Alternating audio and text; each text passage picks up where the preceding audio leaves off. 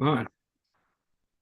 Okay, so the subject that we're going to deal with in today's lecture is Zionism and power, and this can be, if taken the wrong way, understood as a very political lecture, but it is not. So I want to make that abundantly clear. We're not talking about future policies of the state of Israel and what should happen and what should not happen. That's for you to apply the lessons that we learn here on your own. But we're looking at more of a philosophical approach to this topic. It is, I would say, one of the most both heart-rending and tragic, but also controversial topics that we could deal with in Zionism. It's accidental. It is not the nature of Zionism. It's nothing that Zionist thought leaders had ever imagined. Well, they did imagine it, but not something that they wanted to be as a part of what Zionism and what a Jewish state should be. Keep in mind, early Zionist thinkers and activists were centered on one thing, and maybe we could say extended to a second thing. They were obviously focused on building a Jewish state. That's clear. But the purpose of your state and the reason why they were working so hard to a Jewish state, and we've mentioned this in our lectures before, is mostly because they were worried about rising anti-Semitism.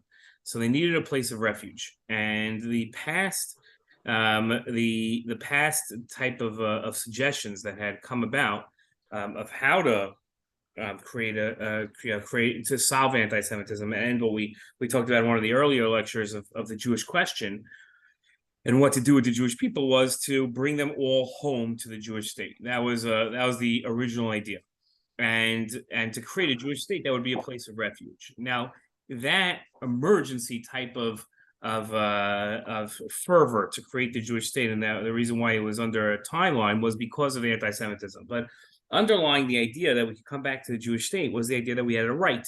The Jewish people had a right to the land of Israel, what was then called Palestine, and that was in fact our historic homeland. It wasn't a one-time stop for the Jewish people once in our history, and we had traded it in for Europe or for the Arab countries in Iraq and Iran and all the other different places that we had been exiled to. The idea was that we were actually indigenous to this land, and therefore we had a right to the land. We had a right to return to that land, to set up our own state, to be able to set up our own our own future, determine our own future, and nobody should be able to tell us what to do. And that was our right, and that underlined the idea of, okay, now that we need a place of refuge, so it should not be somewhere in South America, it should not be somewhere in Africa. We shouldn't trade one place of exile for another. We should come home already. That should be the idea.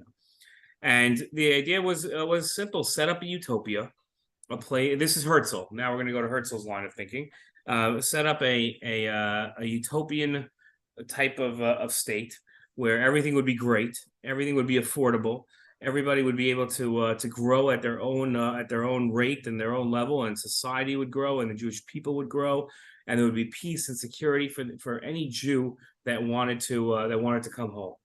And that was the vision of early Zionist thinkers. If you read Der Judenstaat, the Jewish State by Herzl, so he delves into some of the practical logistical issues that would be required to building a state, where setting up cities and defense structure and medical care and schooling and agricultural growth was a big focus at the time. Today, I think if we were setting up the Jewish state, the main questions wouldn't be agricultural. There would be more of where do we set up our high-tech centers, and how do we create industry in the land. Then it was more, okay, how are people going to eat? So we need to set up farming. That was their focus. Well, there was a recognition that there were already people living on the land, and different Zionist thinkers had their approaches to how do we go ahead and deal with those that are already living on the land. That was definitely a concern, and different ideas were suggested. but something that wasn't tackled to in a realistic level. It was more dealt with as an abstract level until about the 1920s, when it became all too real for the Yishuv, for the Jews that were living in the Jewish state. Was, what do we do with a population that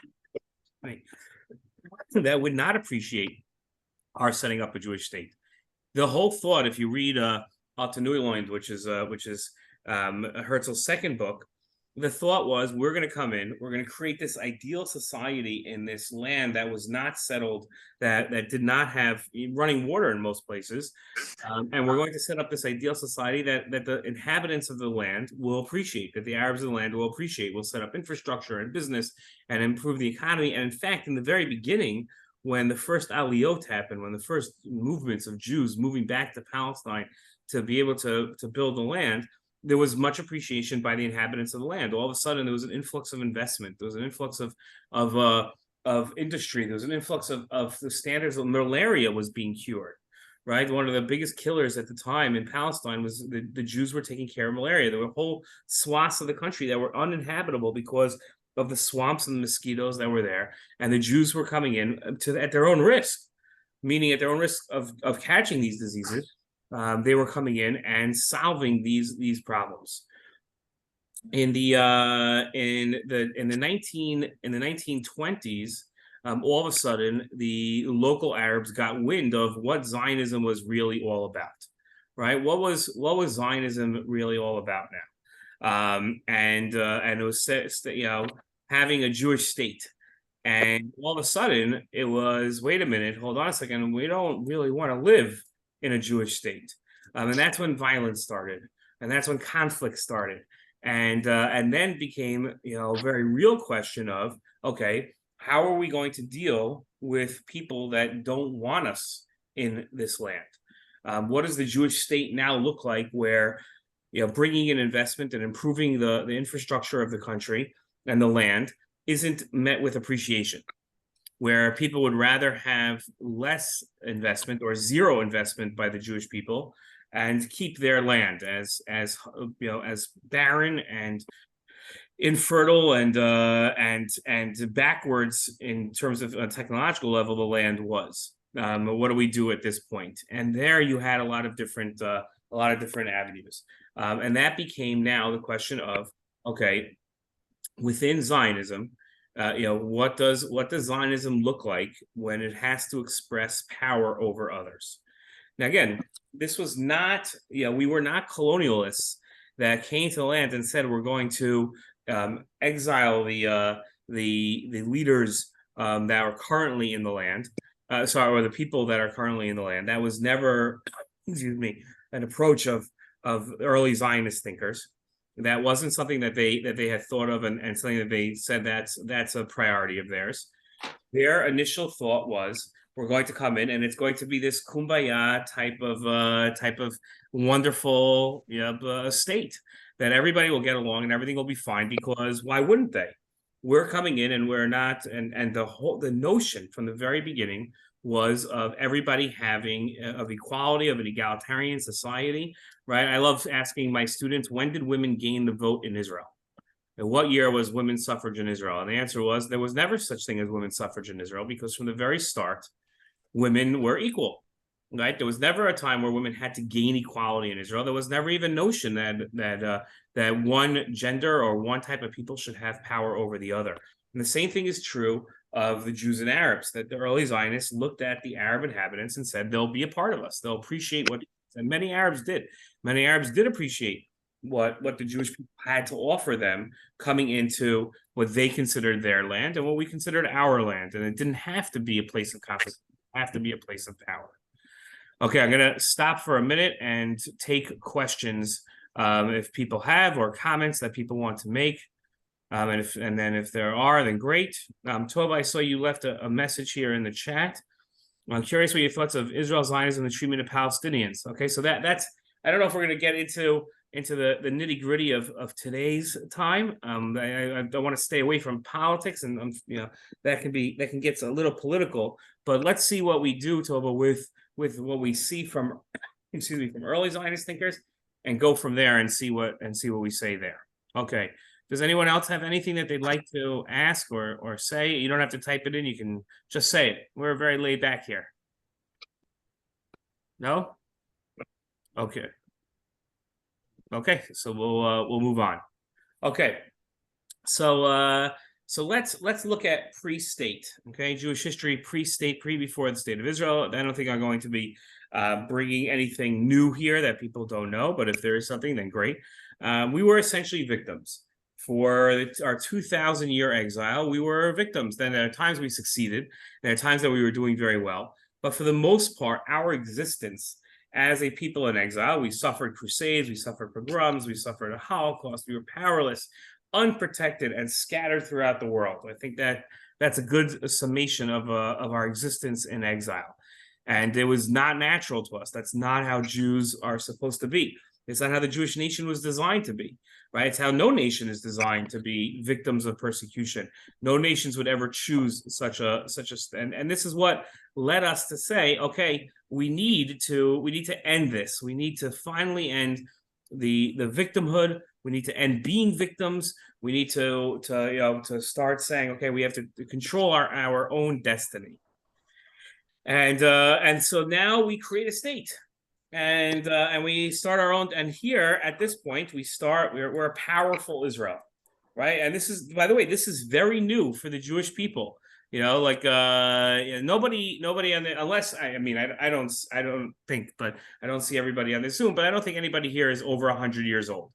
So if you were over 100 years old, you would remember as a thinking, person in your young 20s, the creation of the state of Israel, and have the ability to remember us as victims, and now to see us winning wars, stopping terrorism, having power, being united, having self-determination.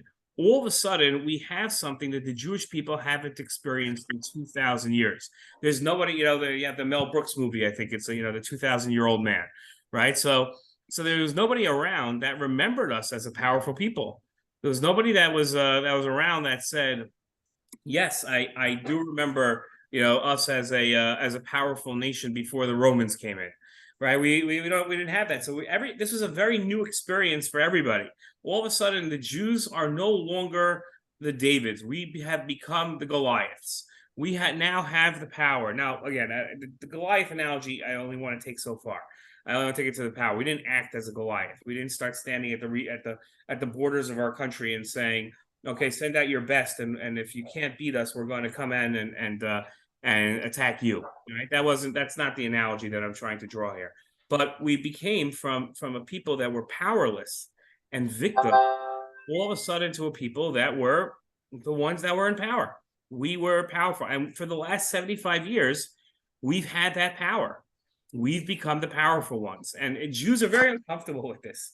Jews feel very strange and very awkward having power. This isn't something that we're accustomed to, and it makes some people feel so uncomfortable that they think that it's wrong, that morally it's wrong, and this fits along with a lot of progressive thought that you have today, that whoever's in power is by definition wrong, right? They're by definition immoral, and they have the responsibility to weaken themselves and to give up on their power and share it with those that are powerless. I don't think that's the Zionist way. I think the Zionist way is bringing up other people, bringing them up, giving them the ability to determine their own future, but not to make ourselves weak again and make ourselves victims again. That's not the Zionist way. And now let me stop. Anybody have anything they want to say on those ideas? The transferring from being victims to powerful? No? Okay. So let's by the way, when I pause, for those that are new, I'm looking for for either questions or comments or pushback. I love the pushback. If anybody disagrees with me on anything, that's perfectly fine. It's a free society and I can take it. But okay, moving on. So now in 1948, Israel took control of 72% of Eretz Israel, the land of Israel. If you remember, in the partition plan, we were given 55%. and we were happy with 55%. We got what we got, and we weren't going to be upset about it. Again, obviously, we would have wanted 100%. The Arabs, given 45% of the land, said no, said that it's all or nothing for us, and we'll go to war to get it. They went to war to get it, and they lost. And in that loss, they not only lost the 55% that they weren't designated to have, but when the armistice lines were drawn, so they had lost more than that. They went from having 55% to now 28% of the land. And what we took in that land, this is from 1948, came hundreds of thousands of Arabs that now became under our control. Okay, that came under Jewish control. These were Arabs that lived in the borders of this armistice. Now, Israel never had borders. We had armistice lines, right? Because our borders were in dispute. The United Nations had given us 55%. We had won 72% of the land, so we were in control of 72% of the land, but we didn't draw borders, especially not on our north, east, and south. We didn't draw borders to say this is the area that we have. In 1967, in the Six-Day War, all of a sudden Israel quadruples in size. We take over the Sinai Desert, the Gaza Strip, Judea and Samaria, what the world calls the West Bank, and the Golan Heights, right? And now we have millions of Arabs under our control. And again, no Jewish general or Jewish prime minister or anybody in the security cabinet sat there in May 1967 and said, let's start a war and take over our neighbors' lands. That was never a plan. That nobody ever wanted that. And in fact, right after the Six-Day War, we turned to the Arab countries and said, we'll walk away from all of it. We're going to keep Jerusalem because that's been our capital, and Jerusalem wasn't designated to be part of the Arabs. It was supposed to be an international city. That never happened. So we're going to take Jerusalem and annex the part of Jerusalem that we didn't have. We'll make that into one united capital city. But everything else, from the Sinai, Gaza, the Golan Heights, Judea and Samaria, we're willing to give it up. And we're willing to give it back on the condition that we have peace. And the Arabs came back with 3 no's. No to recognition of the state of Israel, no to negotiations, and no to peace. So that part we didn't really have a choice now at this point. And now all of a sudden we find ourselves with millions of Arabs under our control. And the question is, and now we have power over them, right? We are the administrative power in these areas. We are the governing power in these areas. Just don't touch the other tomatoes. And these people do not have power. I don't know if Tov, if you're trying to say something for us or. Yeah. Okay, so I'm gonna put you on mute, but you can unmute yourself afterwards. Does anyone have anything they want to say here? Everybody agree with my assessment of history here? Anybody see things a little differently? Anyone have any questions? No. Okay. The only thing I always wondered about, and I've asked many Israelis, is why, when we won the '67 war, we allowed the Arabs to keep control of the Mount. So I think, look, I understand where the question is coming from. I can tell you as an educator, just at an educational level, not a political level, Moshe Dayan's thinking was that that's a step too far in terms of it'll create an even greater war. Because we right now we've taken control of certain areas. It'll be a step too far if we keep control of it. Now you can agree with Moshe Dayan and you can disagree with Moshe Dayan. Each of us, I'm sure, have our own views. I can definitely, from where the question is coming from, assume what your view is. And but that was the thinking. There's an episode that some people know, some people don't know, that when we did take over the Temple Mount, we had when we took over the Temple Mount, an Israeli soldier went up to the top of the Dome of the Rock and opened it up. You can open up the Dome of the Rock.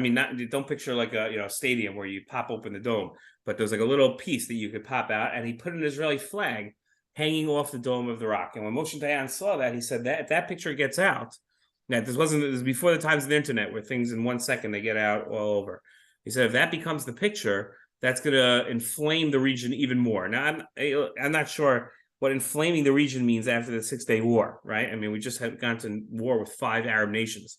I'm not sure exactly what he was so concerned about. Maybe he was concerned about Arabs on the street in terms of within Israel and in the new conquered areas. Maybe that's what he was worried about. But that was and he had the flag taken down. The immediate order was take that flag down. And then came the what they call the status quo agreement, which was Jews could visit, but it's under the control of the Waqf, which is under control of Jordan, and that's where we stand till today. Okay, I know that's completely unsatisfactory answer to what you want, what you were hoping to hear, but that's the history and of what has occurred. Okay, so going on. And at this point, Ambassador Dr. Michael Oren, I'm assuming everybody knows who he is. In case you don't, Ambassador Oren, before he was Ambassador Oren, he was Dr. Michael Oren, a famed historian, author of some of the greatest books there are on Israel, and then became Israel's ambassador to America for 5 years, primarily during the Obama presidency, and then returned to Israel, ran for the Knesset, became the deputy prime minister while he was in the Knesset, and today he's back to his writings and a historian. So this is something that he said, a quote, which I think is very much speaks to our topic. He said, "Today, as an Israeli, I must confront questions that derive from having power.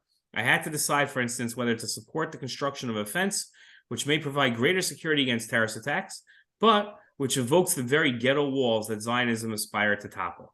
Right? We begin to have this conflict with power.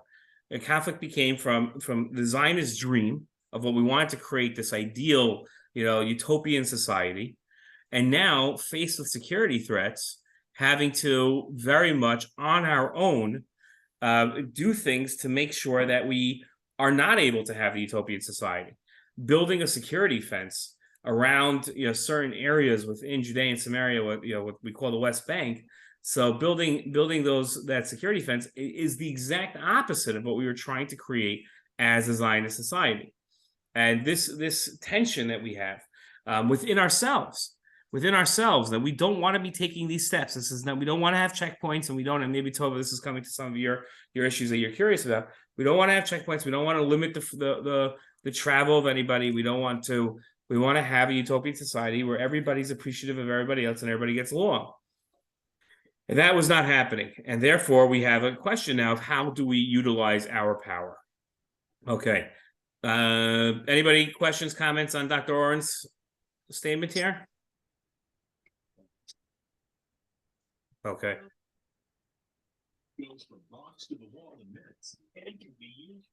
Okay, so now we have, this is Ruth Weiss, and she says, in trying to understand the Arab assault, Israelis, Jews, and concerned third parties tripped again and again over the same issue of power that impeded the development of Jewish political history to begin with, right? Again, we're literally tripping, right? Because this is not something that we wanted. This is not something that most societies, most countries, let's say in history, have dealt with power in a very aggressive way because they wanted the power, right? Let's take the United States of America. So the United States of America, as it's expanding its borders, was doing so in a very conscientious way. And it exercised its power by taking over more land and settling the West and moving on to taking places like Alaska and Hawaii, and doing so from native inhabitants with power. This was not something that we were at all wanting to do, and this is where we become uncomfortable with power. Okay, that's her statement here. Then I'm going to bring up a couple of others. So 1 second here. Okay, this is Maimonides. Okay, this is a completely different approach to what we've seen from early Zionist thinking, and I'm bringing this up because it's obviously extremely pre-Zionist, not having to deal with any issues that the Zionists, but this is how Maimonides saw the Torah's approach to how we deal with power.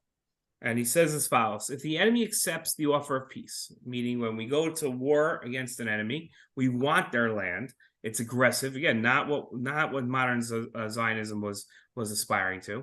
But if the enemy accepts an offer of peace, they don't want to go to war with them. We say, we're going to go to war and take over your land. That's what we're going to do. And they say, okay, we don't want to go to war with you. Then they should be subjugated. If they agree to tribute, but do not accept subjugation, or if they accept subjugation but do not agree to tribute, their offer should not be heeded. Meaning, we exercise power strongly, very, very strongly. right? That's Maimonides' view. There's no hesitation here. There's no feelings of this is not ideal. This is how we do it. We have a state, we have power, we exercise that power versus people that we want things from, and they have a choice. They can feel the brunt of our power in war, or they could take. Now, some people in a modern world might look at this comment and say, this is not something that I'm comfortable with. This is not how we should act. And it's not how the state of Israel acts, most definitely. So that's it. Okay, let's see. Tova's question is, if this is something that we didn't want, I assume when you say something, Tova, you mean power. Why then why can't we have a two-state solution in the name of Zionism and use the early Zionist approach beliefs to live equally in peace with Palestinians? It's an excellent question. Just from, I'm going to, again, not political, but just from a historical standpoint, I think that your question is something that we tried. Right, this is exactly what we tried doing. We accepted the partition plan. The partition plan is in essence today's two-state solution, right? And we accepted it, and we turned to the Arabs, and they said no. And then during the Oslo negotiations, we tried again, and during Ehud Barak's time in office, we tried again, and during Ehud Olmert's time in office, we tried again. I'm not going to characterize because we're in the middle of it, so it's not history, it's current events, and I want to stay away from current events. But so I'm not going to go into the Netanyahu years. But those were something that we tried, and I think Tova, I think you're 100% correct. We tried very hard to create a two-state solution, but we did not find a partner. Again, we go back to 1948 when we agreed, and the Arabs said no, and then we go to 1967, and we tried again. And we got 3 no's, right? The Khartoum no's, which is the no to recognition of a state of Israel, to negotiations, and no to peace. So I think, Tova, you're right. This is what we tried. This is what the Zionists tried. We tried a two-state solution. We've never found a willing partner to be able to do that. So I think that, Tova, your approach is that that was what early Zionists were trying to do, and therefore not have to exercise power over other people. I think that, and for the most part, you could read Jabotinsky a little differently, but for the most part of early Zionist thought, that the idea was that we get along, and for those that didn't want to get along, they should have their own state, that they would not be part of our state, and hopefully we'd have peace with that state. But that has not happened. Okay, and Tova, I'll give you a second if you want to ask further or comment further. And feel free to talk. I don't know if you have a microphone on or don't, but if you don't want to type, or we'll wait a couple of seconds. Okay. Okay, so we'll move on. Okay. So this is Jabotinsky. Let's look at Jabotinsky now. Okay, great. So let's look at Jabotinsky. Jabotinsky says as follows: the inhabiting of the land. This is famous, by the way. This is for those that have heard Jabotinsky's Iron Wall. This is Jabotinsky. If you haven't, so now it was good that you came just to hear this, so you know a little more piece of Zionist history. The inhabiting of the land can therefore continue and develop only under the protection of a force independent of the local population, an iron wall, which the native population cannot break through. Now, keep in mind, Jabotinsky passes away in the 1940s. So this is not anything, he hasn't seen anything of modern today or post-1967 or even post-1948. His idea is this does not mean that any kind of agreement is impossible. Right? He's not suggesting that. He's saying only a voluntary agreement is impossible. It's a fascinating approach of his iron wall, which you will either agree with instinctually or reject instinctually. He says that to have a voluntary agreement where we sit down across the table from our Arab neighbors or our Arab inhabitants of the land, again, we're talking pre-state now, and sit down and create a voluntary agreement, he said that's not going to work. The only path to such an agreement is the iron wall. That is to say, the strengthening in Palestine of a government without any kind of Arab influence. That is to say, one against the Arabs will fight. In other words, for us, the only path to an agreement in the future is an absolute refusal of any attempts at an agreement now. Jabotinsky's point is, take the land, have the power, and then say to the Arab countries, this is what you must deal with. And we have an iron wall, and then the Arab countries must agree against their will to this agreement. That's Jabotinsky's approach, much different than what we saw earlier, and different than other Zionist thinkers at the time. Okay, now this is a relatively new quote. This is Ambassador Ron Dermer. He gave this speech actually this year in Washington, D.C., and I found this fascinating. For those that don't know, Ron Dermer was the Israeli ambassador to America after Michael Oren. He is an incredibly bright individual, graduate of University of Pennsylvania. He's originally from Miami. His father was actually the mayor of Miami Beach. And Ron Dermer today is a minister in the Israeli government with the portfolio of the U.S.-Israel relationship. Rumor has it he's been tasked with finding, and we're not going to get into this, so but warning, but just to bring it up who he is, he's been tasked by Prime Minister Netanyahu to come up with a compromise on the judicial reform. That's his new portfolio. He's Minister of Strategic Thinking, I think is what the official title is. And he is confident of Prime Minister Netanyahu. He's been an advisor of his for years. But that has absolutely nothing to do with what we're about to read. We're going to read Ron Dermer just as a Zionist thinker. And he says, what's the lesson of the Holocaust to the Jews? He gave this as he was being honored by the March of the Living organization at their Washington Gala this year. He says, is the lesson that we have to teach tolerance? Do we need 6 million to die to teach tolerance? We didn't need the Holocaust to teach tolerance. Excuse me. The lesson of the Holocaust is that the Jewish people need power. That's the lesson of the Holocaust. Jews are uniquely uncomfortable with the idea of power because there's a price of power. You know what the price is? It's imperfection. When you are sovereign, you are imperfect.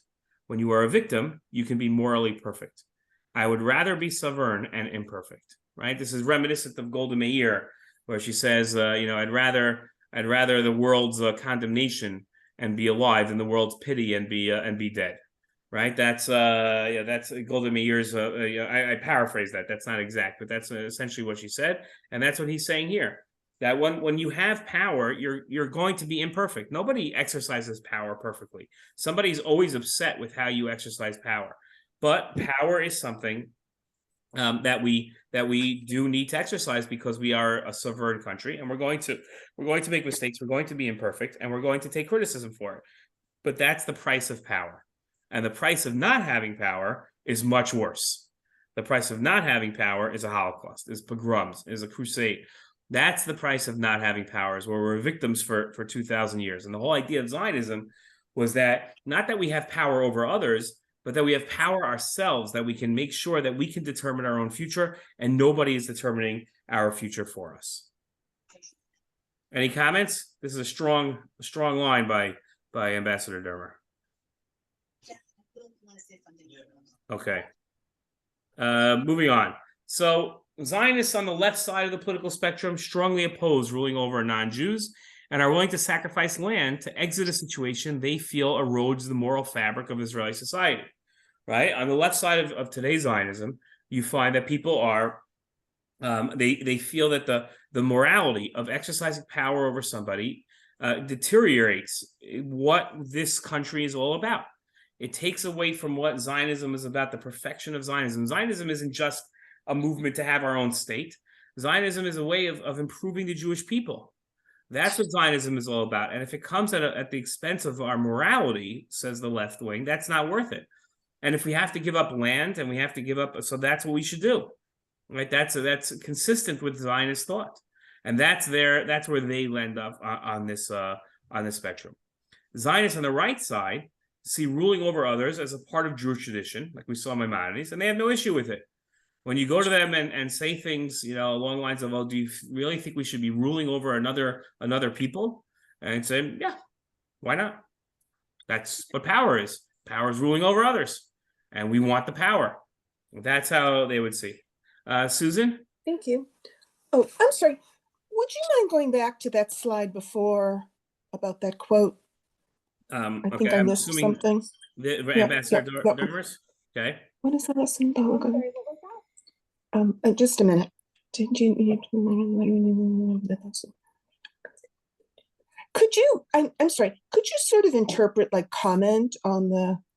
You asked for questions. I don't know what the question is, but I'm sort of not getting the gist of what his slant is on this. So Ambassador Dermer is saying that power is something that comes with being a sovereign, being the government in control, and the price of power is being imperfect, right? The price of power. Nobody can.